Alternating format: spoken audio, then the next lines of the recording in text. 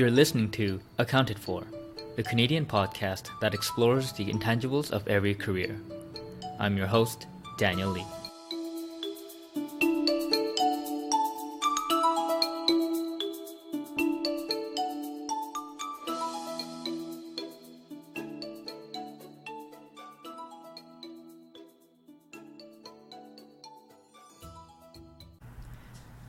Hey everyone, happy Wednesday. Today's conversation is with Lukas Perlman of MaRS Discovery District, where Lukas is an international partnership manager. I've had a lot of friends in the professional services field like accounting, consulting, and finance really tell me about, how they really wanted to work in something that was more impactful and meaningful to them. And some of them have even told me about wanting to take some time off to go on a trip to like a developing country to help out the local businesses there. And today's guest did just that. Lukas left audit to go help out local businesses in Tanzania through a corporation called ANZA, which we learned is practically like the MaRS Discovery District of Tanzania. And in this conversation, we go through the decision-making process he had and taking the leap and living a life of foregoing a comfortable professional service life to go be in Tanzania, the value of taking career risks earlier on, and what he really does in his new business development role at MaRS.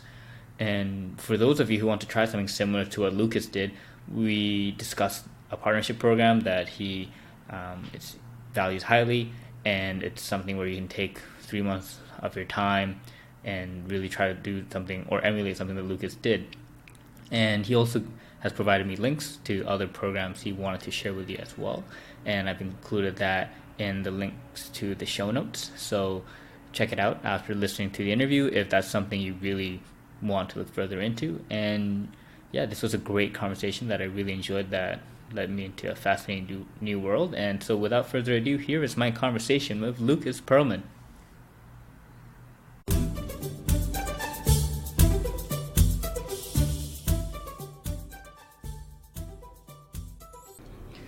Hi everyone, welcome back to Accounted For. Today we're joined by Lukas Perlman. Hi Lukas, thanks for coming on the podcast. Thanks for having me, great to be here. Yeah, Lukas is the International Partnership Manager at MaRS Discovery District. And just to start off with, Lukas, can you explain to the audience what the MaRS Discovery District in Toronto does? Yeah, so MaRS is the largest innovation hub in North America. It's a 1.5 million square foot facility located downtown Toronto. We do 3 things really. So the first thing we do is help startups to be successful, grow, scale into global companies.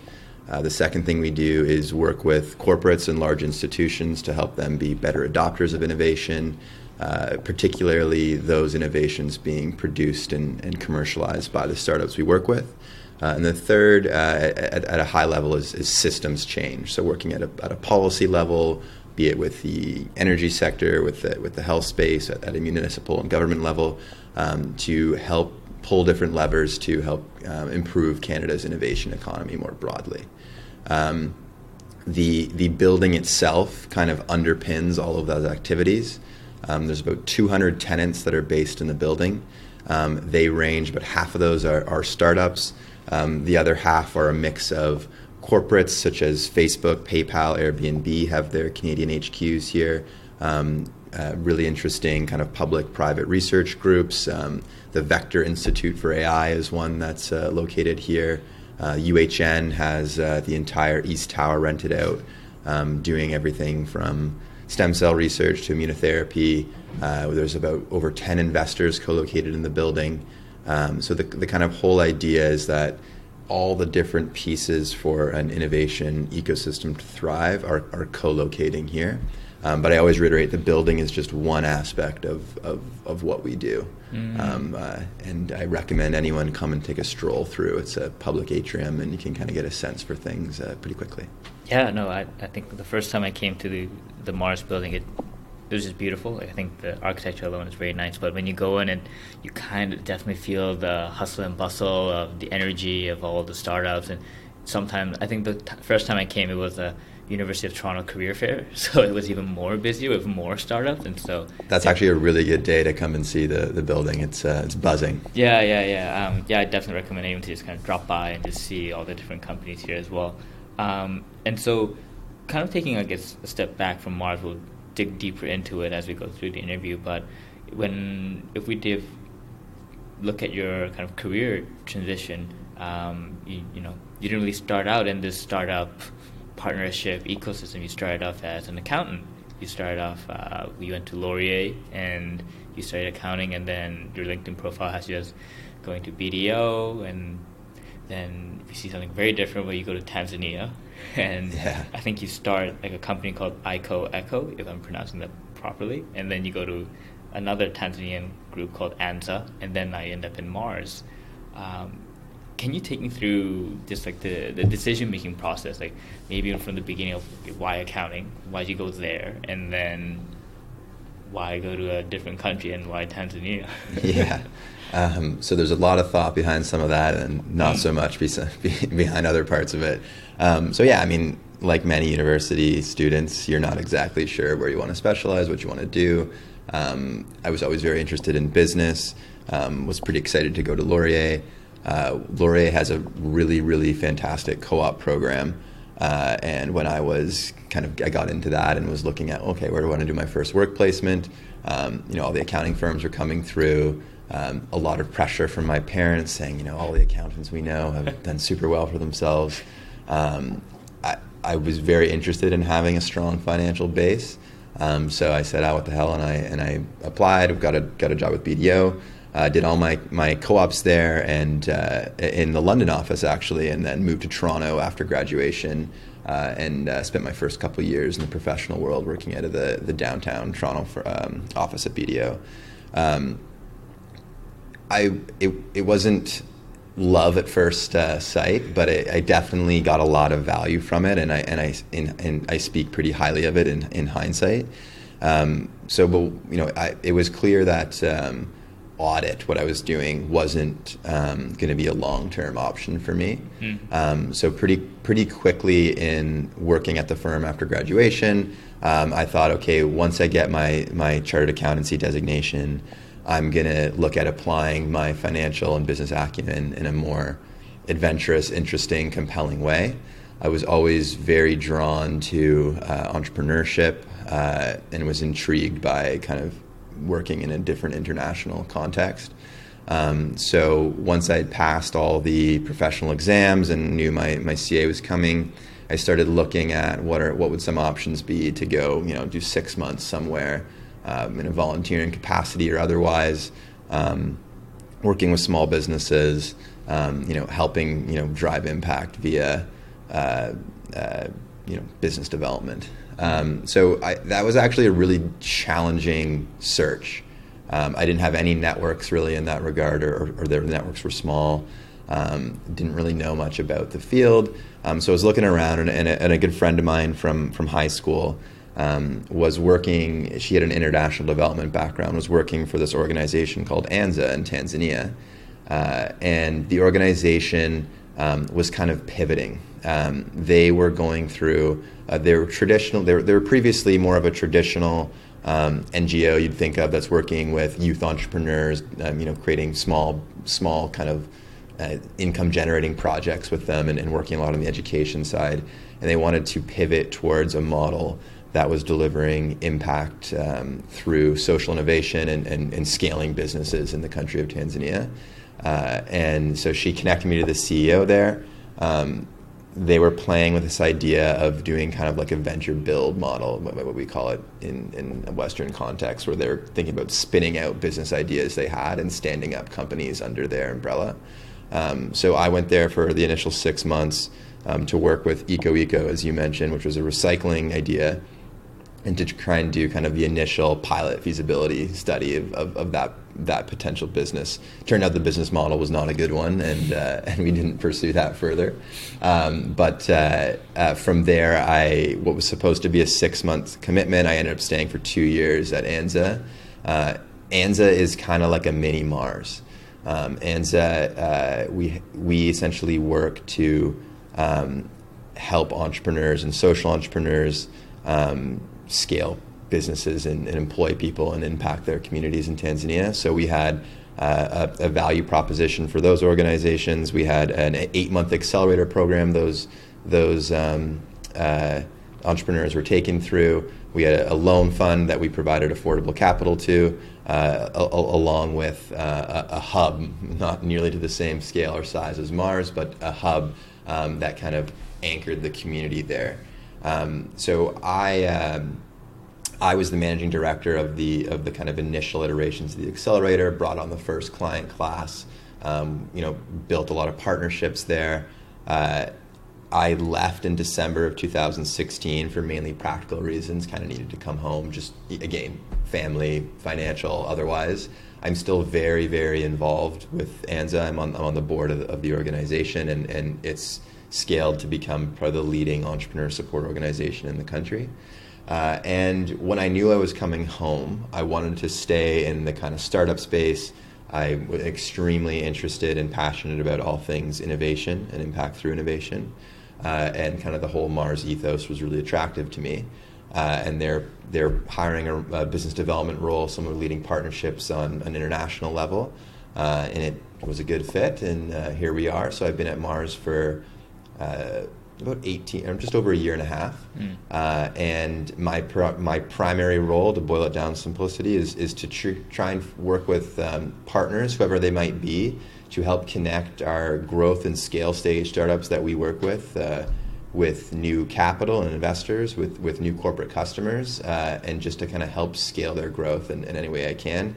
And that's taken many different forms. I work with MaRS-like entities in New York City to tap the startups we work with into the different networks of value in New York. I work a lot with MaRS's corporate partners to get them connected to the startups that we're working with, to facilitate pilots and proof of concepts, really trying to drive new revenue for those startups. And then MaRS is a deep, complicated organization, so there's a few other things in there, but I'll leave it with that.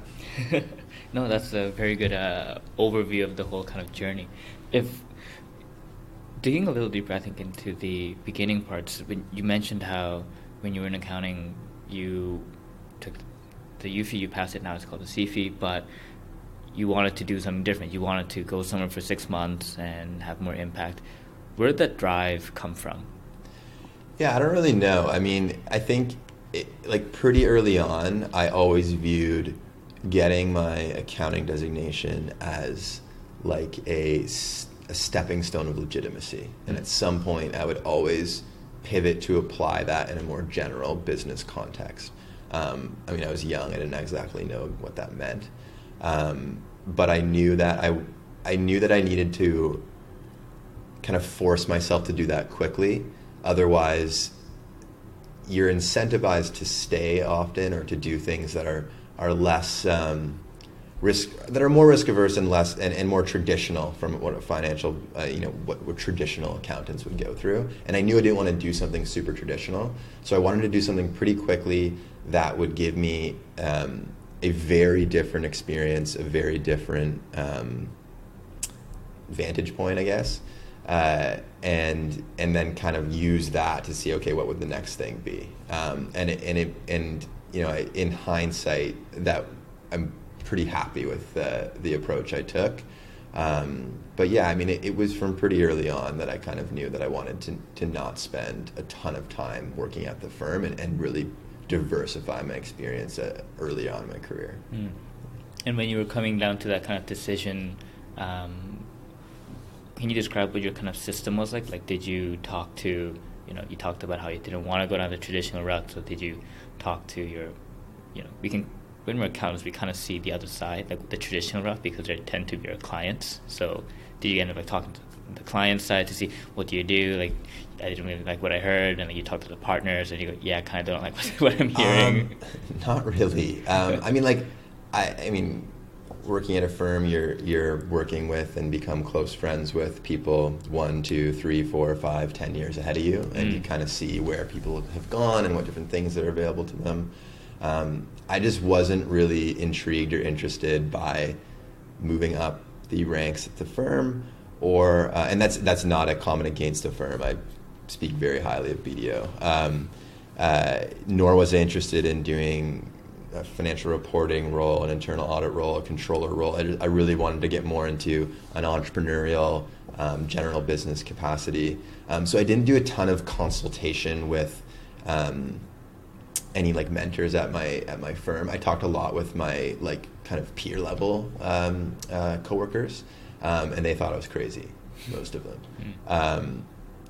And then the group I did kind of rely on is the friend I mentioned that referred me to ANZA. One of my cousins, he works for the Canadian government, but he had done a lot of work. He worked in West Africa for a year, and then he's kind of traveled all around the world through his job with the federal government.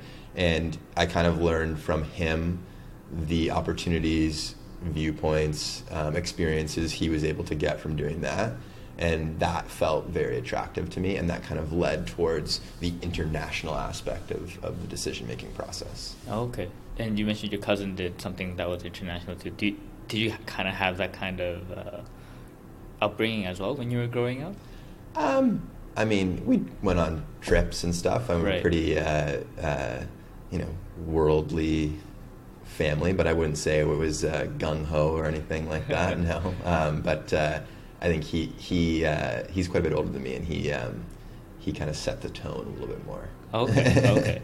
But then when you were like, for example, like 7 years old, was your dream job kind of related to things like international development and things like that, or? No, not at all. Yeah. Honestly, even when I went to Tanzania, and even still, I like didn't view it as international development.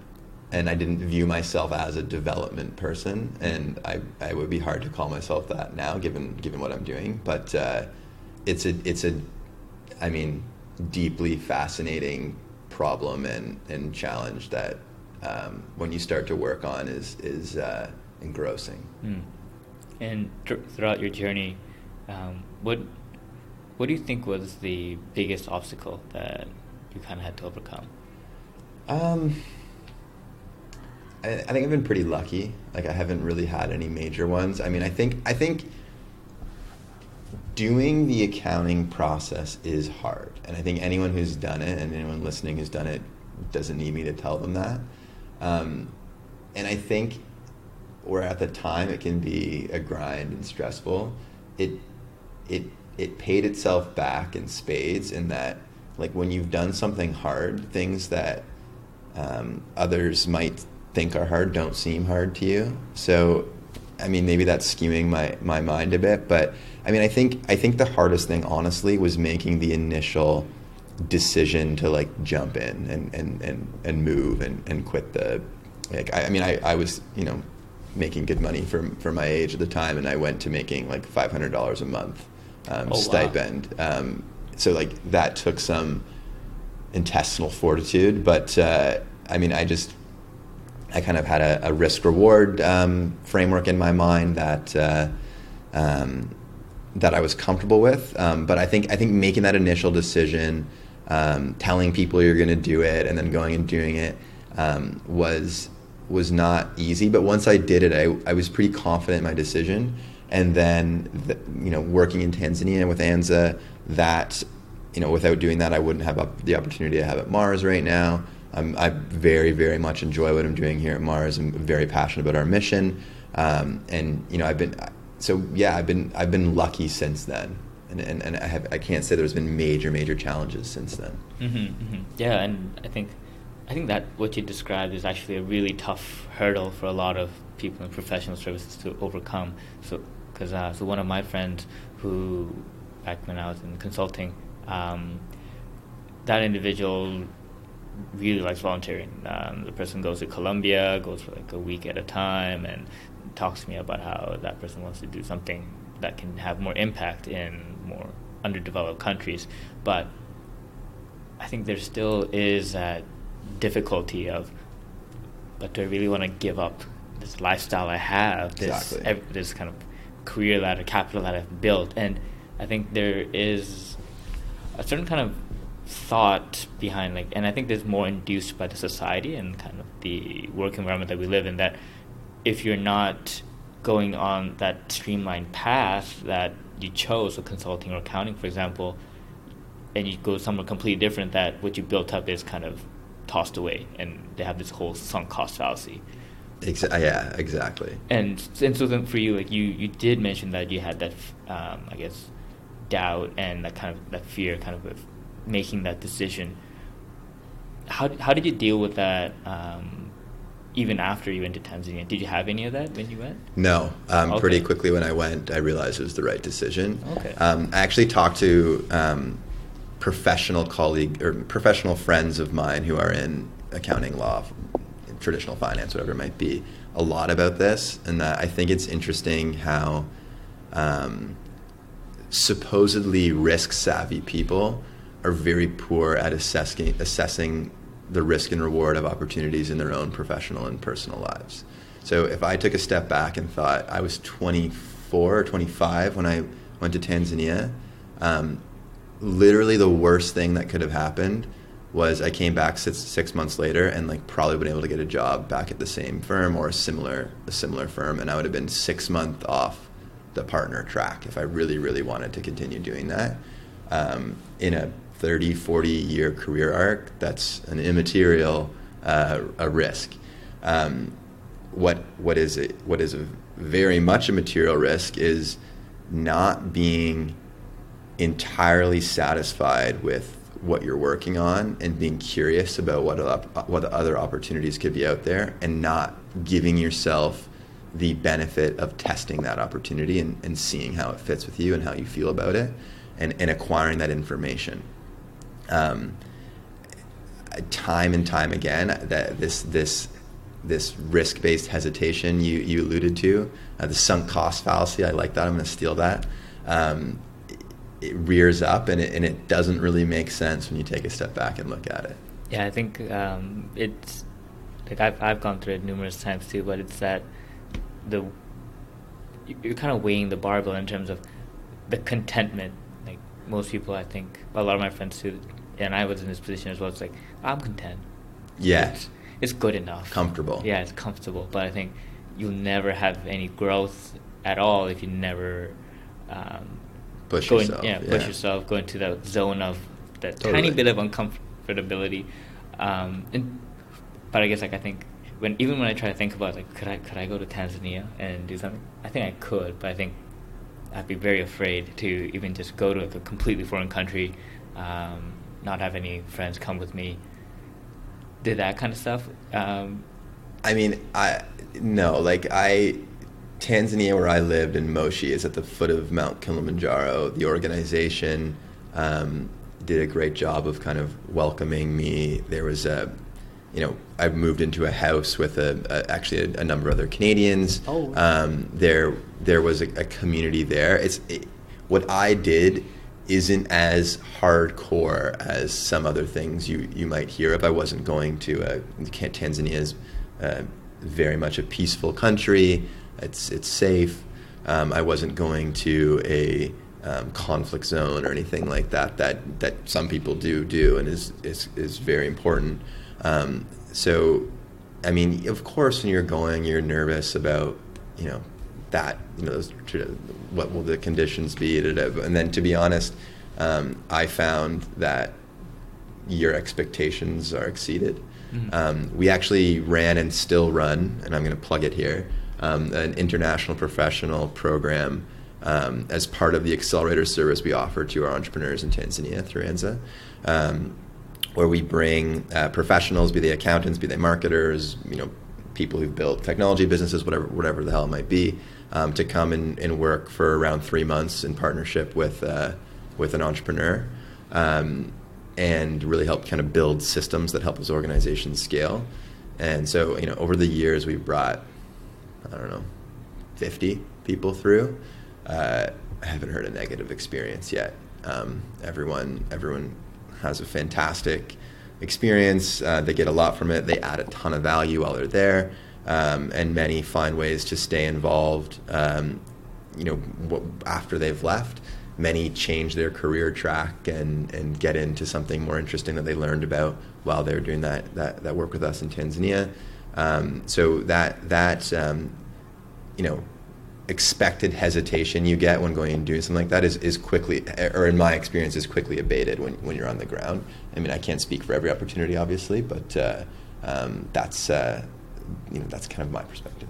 No, I think you touched upon exactly what my next question was going to be, where I was going to ask if somebody wanted to do some kind of opportunity like this, what would you recommend? And so yeah, I think for the listeners that are very curious, definitely check that opportunity out. I think you are, I think, my second data point. So my first data point, he came on the podcast earlier, was he's the growth lead at Wave Financial, called David Axler, and he talked about how he went to Kenya after graduating, and I think it was Kenya, but when he went, kind of a civil war broke out from an election rigging, and the entire country got shut down, and like the banks and everything shut down. And so he talked about that experience, and that practically changed his entire route, where he decided not to go to law school and went this whole kind of tech route. Yeah, I mean, there's something to be said for just putting yourself in a very different environment and context for a period of time and giving yourself, again, new information, new experience, and learning, wow, I really do handle myself well in these types of things, or wow, this field is fascinating. Why was I thinking about doing something else just because I was expected to do that, because that's the traditional career path? So yeah, I mean, I can totally jive with what this other person experience was. I can't speak for the election rigging experience, but yeah, no. And I mean, jumping around a little bit here, you talk about the sunk cost fallacy and the career path. I mean, the world of work is totally different now. At MaRS and my team, we spend a lot of time working with executives at large enterprises and talking about the future of work and how to prepare their organizations from a people and process standpoint to be successful going forward. The average tenure at a company is around 2 years for someone now. That no one stays at a business for 15, 20 years anymore. And rather than career pathways, what's going to be coming up is more ones of skill pathways, where they don't look linear. You're jumping around between different things. So going and doing these different experiences and giving yourself that learning opportunity, that's what's going to make you successful over a 40-year period of time, not marrying yourself to one organization or one corporate perceived ladder of growth. Yeah, no, I totally agree. I think you see a lot of articles talking about, the gig economy is coming, and I don't remember exactly who said it, but they alluded to how our parents' generation stayed in one job for 5-10 years. Our generation is staying at five jobs within 5 years, and the next generation is probably going to have 5 jobs at one time. Yeah, I mean, I can't speak for the whole gig economy side of things, but I mean, the data on how things are changing is clear. It's a very unique and complex working world now. There's multi-generations, there's industries being overhauled by and constantly changing via technology, different skills being demanded. The ability to be adaptable is, in my opinion, without question, the most valuable innate quality you can develop in yourself, and you can get good at it. Putting yourself in ambiguous situations, taking a bit more risk than you normally might be that you normally might be comfortable taking, you can really build that adaptability muscle and learn a lot about yourself in the process. And for you, I think that Tanzania experience was probably very valuable, to be away from the paycheck drug and actually get to be more self-aware of who you are. What would you say has been like a unique strength or kind of key strengths areas that kind of were discovered throughout your own process? Yeah. So I'll speak both like from a training standpoint and then from like a personal standpoint, I guess. Yeah. I have to say the accounting experience has proven me very valuable, and we bring armies of accountants to Tanzania. The attention to detail, the ability to thrive in challenging situations. A lot of people have come from an environment where they've worked in demanding hours with demanding deadlines and stress. That just your expectation of quality is pretty high, and that's valuable. It doesn't matter what you're doing, where you're doing it. That's a very valuable skill. So that served me well. I was able to, go into the organization in Tanzania and work with the other executives on the team and help to build more structure, more formalize the organization to help it scale. Still a lot of work to be done there, but that really, really helped me. I think having a financial view of problems of the world gives you an idea of what's required to make things actually work and make them possible. So I felt in Tanzania and again at MaRS, I was able to bring a level of pragmatism to the vision that the organization was setting, but not bring the vision down at the same time. So again, being able to maintain a high level, big picture perspective, but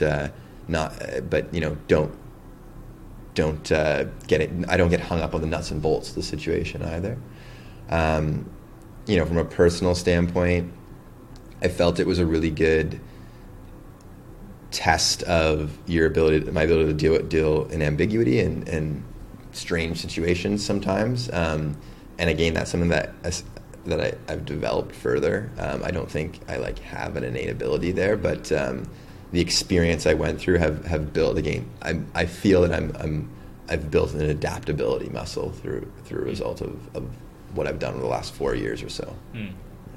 And so now digging more into, I guess, what you do now at MaRS, you described your role as very more business development. Mm-hmm. So for that kind of role, if we were to, let's say, divide your time spent into different bucket areas, mm-hmm. how would you divide it? Yeah, that's a good question. So I'd say one of the things I really, really love about my job here, and one of the things that I was looking for when I left accountant, is not one of my days is the same as another. It's very rare that I'm taking a prescriptive approach to something and then just applying it over and over and over with a different client. So I spend most of my time connecting and building relationships with international investors that want to invest in Canadian companies, international hubs, accelerators, incubators, figuring out, are there ways we can work together, co-programming to the benefit of both our kind of stakeholder startups that we support. Another bucket of my time is spent kind of on the strategy of my team here at MaRS. MaRS is broken out by sectors. There's 4 sectors that we work with. Okay. Clean tech, health, fintech, and enterprise technology. I'm in the enterprise group, so really working with my team on the kind of strategy of our group, where we're going to prioritize our time, what levers of value we're going to try and unlock.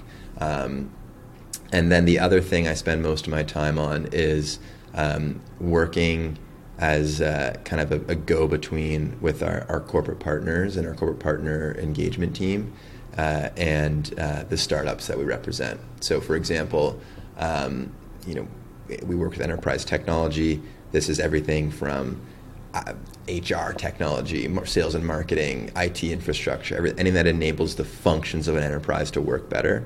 So last week I gave 2 presentations to small groups of HR executives from corporates that we work with in the Toronto community on how to use technology to improve employee experience. So a lot of different stuff, and it is a very ambiguous role a lot of the time, and that adaptability muscle and that experience that I've mentioned in the last couple minutes has really, really been helpful in the work that I do here. Mm. Is that a clear enough answer to the bucket question? Kind of. Yeah. I wanted to dig into a little more. So to kind of help me get my head around it is, so are the startups and these various companies that want to come into the hub your clients, like your customers? So yeah, I mean, I should have given more context up front, but so MaRS is an independent nonprofit charity. All the services we provide to startups are free, and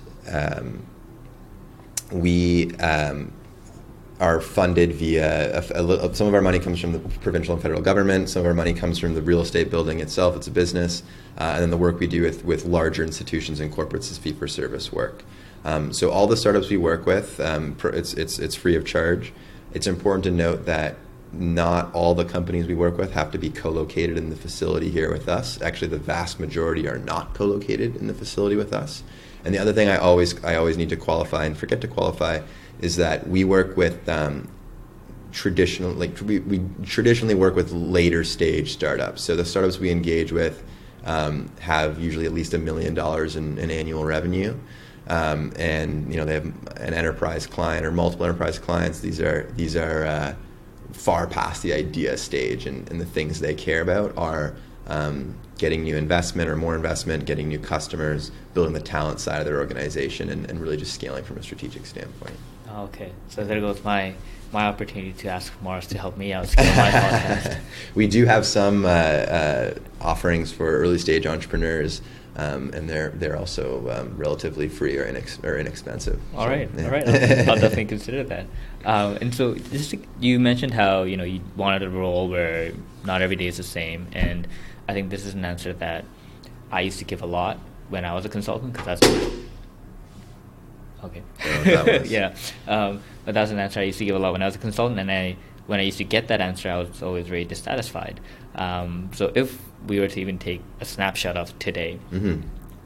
can you kind of walk me through what you did prior to us having this interview? So we started recording at 11 a.m. So yeah. What was your schedule like prior to? So I was late today. Okay, all right. So I got in here. One of the things I'm working on right now is we have 10 investors from New York City coming to Toronto next week, as there's a big conference happening in the tech ecosystem next week. So I'm doing that in partnership with a couple other groups we work with. So I've been spending the morning trying to figure out exactly where we're going to put them next Monday when they're doing a bunch of speed dating meetings with startups in our portfolio. So I'm literally running around trying to figure out a place to put them in the building. Yesterday, or I'd say the rest of the day today, I'm putting together a short list of startups for setting up a day of meetings with one of our corporate partners who's specifically interested in innovations on the way they hire and recruit talent in their organization.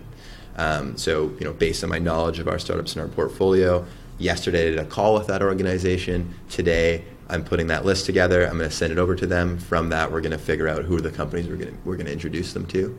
On Monday, I'm hosting those investors, and then we have a dinner that we're taking them to with a number of local investors. Last week, I mentioned I was giving presentations to executives. So the moral of the story here is it's very different. Mm-hmm. So a lot of what I do is that relationship building, but then when it comes time to how do you action that, I need to operationalize that and make it work. And that's where a nuts and bolts ability is helpful as well. And if you could generalize, would you say that what you're doing right now is maybe like 60-80% similar to what other people in business development would be doing? Or would you say it's more unique?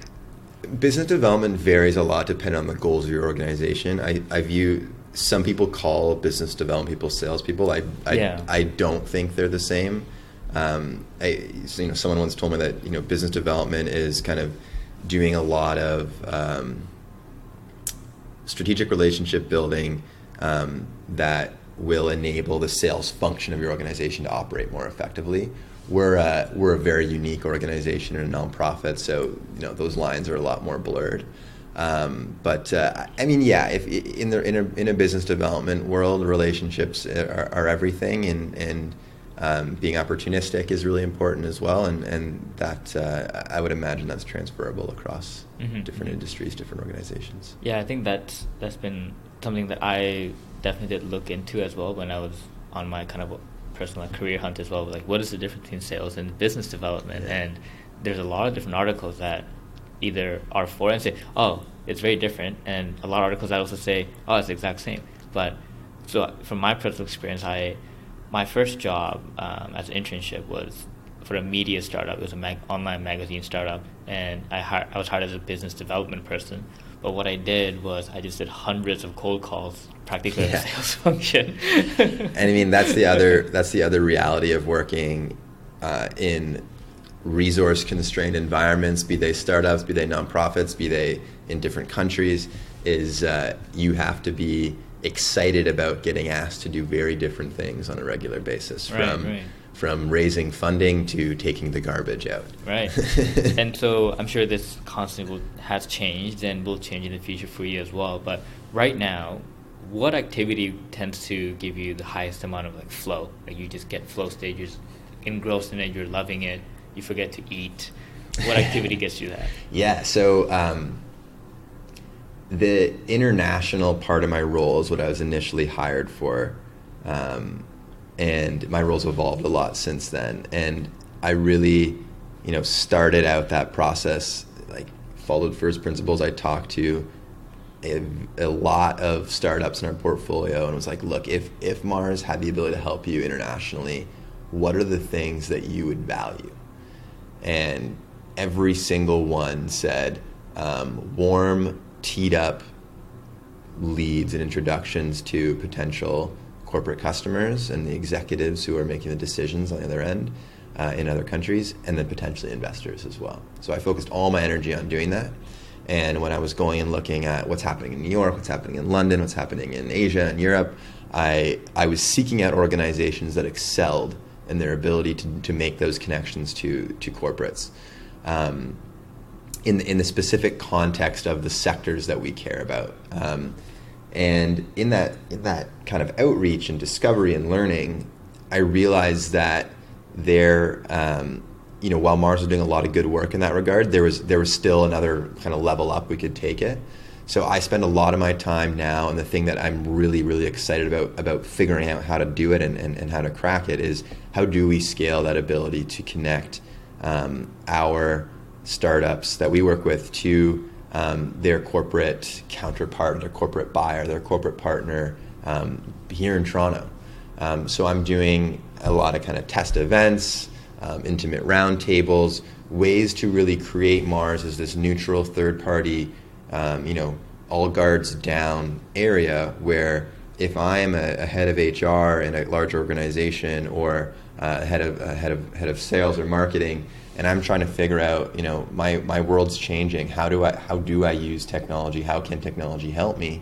That MaRS is a place for them to come to, but at the same time, we're including our startups in that effort and kind of creating an opportunity for connection between those two groups. So it's really all about driving collaboration and partnership between corporates and startups. And I think, this might sound complicated. Often when I tell people that, it's not the logical thing you think of hubs, incubators, accelerators doing. But when you're working with later stage startups and as our technology ecosystem in Toronto has evolved, this is the type of thing that organizations like MaRS need to do well, because that can be the difference of driving major growth for some of these organizations, for these startups. And so I'm doing a lot of different little things to try and move the needle in that regard, and that's the thing that I'm really excited about right now, because it's quite greenfield, right, which is fun. And so with that kind of greenfield uncertainty with everything that you're doing, how do you measure your own performance? Yeah, that's a really hard question. I have a really, really good relationship with my team and my boss, and I'm gonna be honest, we don't have like a hardcore, quantitative KPI dashboard for this or anything. It is really gut feel at this moment. Right. So, I'm a big, actually, this might sound like something you hear all the time, but I'd recommend any traditional professionals who are listening to this to just read The Lean Startup. By Eric Ries. Yes. I don't take it as gospel, but that approach to problem solving is one that I try and take here as much as possible. So when we have a hypothesis of how something is going to work, I think about, okay, what am I trying to learn from this? What am I trying to get from this? We'll go and test something. I bias action as much as possible, and our team does as well. And then based on what we learned, what do we do next, and how are we going to go from there? So that's kind of how we're measuring success. Like if an event we ran to try and bring those two groups together totally flopped on its head and pissed off both groups, we learned that that's probably not the best way to go about doing something, and we need to approach it in a different way. But it's more of a pursuit of solving that problem that is how we're measuring our success. So success can look like, ultimate success for us in that specific kind of greenfield area that's exciting me right now is a paid collaboration between the corporate and the startup. So when that happens, we've had a lot of success, but it's a very complicated, there's a lot of moving pieces to that happening. So we do look for other data points there. How, are we able to actually get meetings for these groups? When the meetings happen, what's the follow-up action? Are we getting inbound requests from our existing and potential corporate partners for this type of thing? It is a little gut feel driven right now, which probably isn't the best thing, but I hope that answers your question. Oh yeah, it does, and I think I personally feel that gut feelings are actually a very strong indicator of what actually is probably the right thing. I think have you heard of Simon Sinek?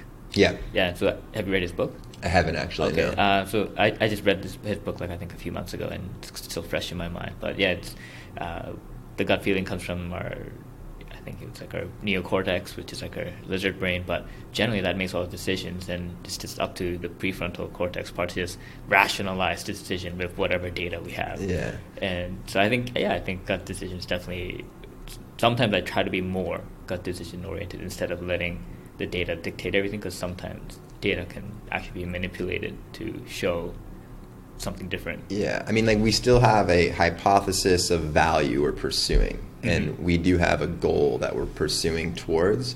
I don't want to make it sound like it's totally flying by the seat of our pants, because it's not at all. Yeah, it seems quite systematic the way you guys are approaching it. It's just not. It's not super quantitative. Yeah. You just have to be comfortable with that. Exactly. Yeah. And you talked about how the current projects that you're working on are super exciting for you, and what about that do you feel is actually motivating you constantly? Yeah, I mean, I don't know. I the things that the reason why I had such a good experience in Tanzania with ANZA, and I still spend a lot of time working on that today, is I was able to be involved in the creation of something and starting and building something, and every minute of work I put into that, I could see it. I think this kind of area of work that I'm excited right now about MaRS, I can really, really see that. If I don't do something, it just doesn't happen. And that's something that I've realized is pretty important to me. I've obviously had an affinity to smaller organizations since leaving the accounting firm. And I mean, I think this is a challenge that large organizations deal with in every industry. How do we, show our employees that their work is reflected in, our success, our failure, whatever. And it's not an easy thing to do. But I think seeing that is a lot of the drive behind why it gets me going. Yeah. And so now kind of we're hitting upon the final rounds of our interview, and these are kind of questions that I like asking a lot of our guests. What belief do you feel that you have goes against conventional wisdom in terms of career or business? I hear this question get asked a lot, and you think you'd have a go-to answer. I don't really have a great one. I mean, I would go back to the earlier part of our conversation and just challenge that what you thought when you graduated, or what people tell you is the best way to go about doing something is usually not the right thing for you. I mean, that's not exactly answering your question, but again, going back to risk in career is really overweighted. That the risks are a lot smaller in taking chances than the average person thinks they are. Mm-hmm, mm-hmm. And now kind of doing a bit of a forecasting exercise. So if we were to look 10 years out into your future, and let's say, financial, all that's taken care of, and so you have no worry on that side of just getting your needs met, what do you envision yourself doing? Like, what would your dream week look like? Mm-hmm. You hope it would look like 10 years from now? Really good question, and I wish I knew the answer. I mean, the one thing I'm certain is that I'm always going to be involved with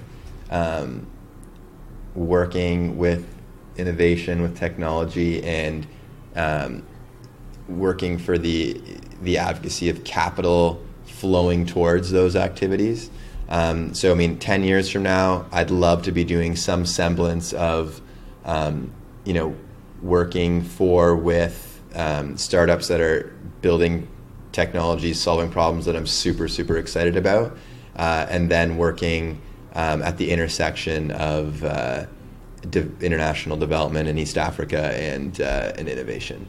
And I hope there's a lot of breadth in that, and it's not just one thing. Mm-hmm, yeah. Mm-hmm. No, excellent. And now we did a bit of forecasting, but if we were to now go back historically, if 20-year-old Lukas was to look at you now, so that Lukas is probably still in university, what do you think the emotional reaction would be to what he's seeing? I'd like to think he'd be pretty pumped, but I don't know. I mean, I don't think I would have guessed I'd be here at all. But I also, at the time, had no clue. Like, that's just a reality of what happens. But I'd like to think he'd be pretty excited. And is there any advice that you would have liked to have gotten when you were 20 that you know now? Yeah, I would have loved to have someone to tell me to take way more risk. I had to force myself to do that, and there weren't that many people telling me it was a good idea. And I actually think I love Laurier, and I think the Laurier Business Co-op program is the most underrated business program in Ontario. But really, they should have done it. I would have loved to have more advocacy for try different stuff, take more risks, be more entrepreneurial. That would have gone a long way. Mm-hmm, mm-hmm. Yeah, no, definitely. I think the co-op is actually an amazing opportunity to take a lot of risks. Yeah. Something that I only realized way later. Yeah, me too. Yeah, yeah. Like, I think so for Waterloo, because I went to Waterloo, and I had 4 co-op terms, and so I did 3 in accounting, and everyone does all 4 in accounting. Yeah. In hindsight, that's just I don't get it. Take 3 shots on goal. See what you like. Yeah, exactly. And so there's a guaranteed short-term relationship, no strings attached, and I finally got my head woken after the 3rd term to say, you know what, I'm gonna quit, and maybe I'll come back if I want to. Yeah, but and you got to different. You got to be able to rely on yourself too. That when push comes to shove, you're going to be able to create opportunities for yourself. Should that decision you made not pan out, but you'll be able to make the next one and walk with a bit of swagger and be successful for yourself. Right? Yeah, definitely. This was a really fun interview, and I really enjoyed our conversation. Thanks for coming on, Lukas. Awesome. Thanks for having me. This was fun. Thank you again. All right, great.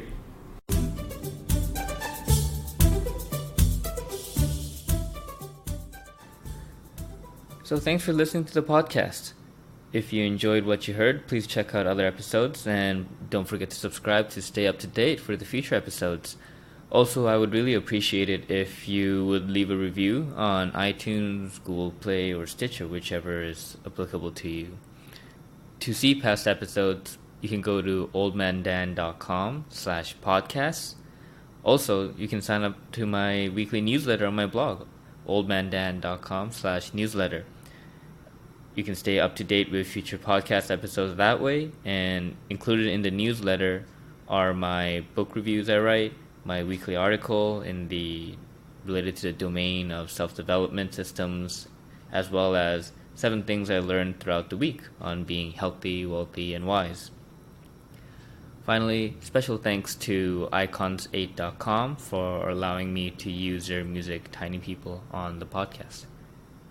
Great. I will see you all next time. Take care.